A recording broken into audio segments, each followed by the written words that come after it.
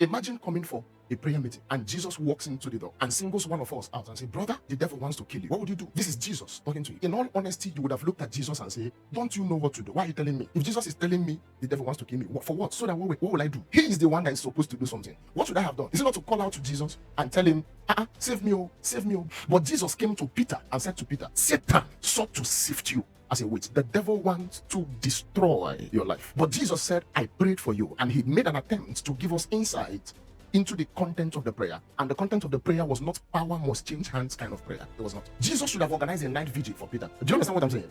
Just to prove a little seriousness, conduct a night vigil and tell Peter, power must change hands. If it was me as a pastor that came to your house and I didn't pray that prayer, you will not think we did anything. But in the case of Peter, Jesus decided to pray. And we saw the content of the intercession of Jesus. Jesus told us. He says, in my prayers, as I prayed, I was praying concerning your faith, Peter. I was not praying about the devil. I was not praying that the devil will be weak. I was not praying that his weapons will fall. I was not praying that he will fall and die. I was just praying that your faith will be strengthened. Because if your faith is not intact, even if we kill this devil, another devil will rise again. I'm trying to give you something that can keep you going all the days of your life, Peter. If Jesus is no longer around and the devil still wants to sift Peter as wheat, what should be the remedy? Peter just needs to find out, how do I build a faith that is impregnable? Can we bring it home a little? If you find out a native doctor has your name in a shrine, yes, and you saw it in a vision, and a prophet has confirmed it, and they said, we're going to kill you tomorrow. How many of you know that this is a practical case? Are you aware that you might want to call Jesus into this condition, and Jesus will not have a problem with the native doctor, will not have a problem with your picture in the shrine? And if you tell an average believer that your problem is not the shrine, the average believer can argue with you and tell you, what do you know? One, do you know the powers we have fought? Which powers? The powers you have been fighting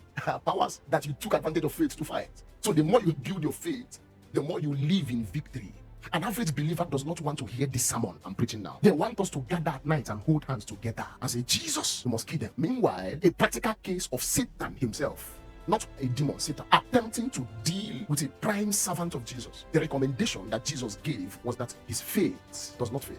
And just in case you don't know, Jesus went ahead to tell Peter, when you are done building your faith, it is not only your faith that has problem, your brethren's faith too. So it means you can have people that are sitting under the ministry of Jesus. They are hearing Jesus talk, but they have faith deficiency. If people like Peter has faith problem, what about you? The good news is that they did not continue like that all their life. Yes, they got to a point where they started doing something about it. They did something about it to a point where they no longer wait for the devil to come. They go and look for the devil. There's a way you mature your faith. You are looking for the devil. That's the truth.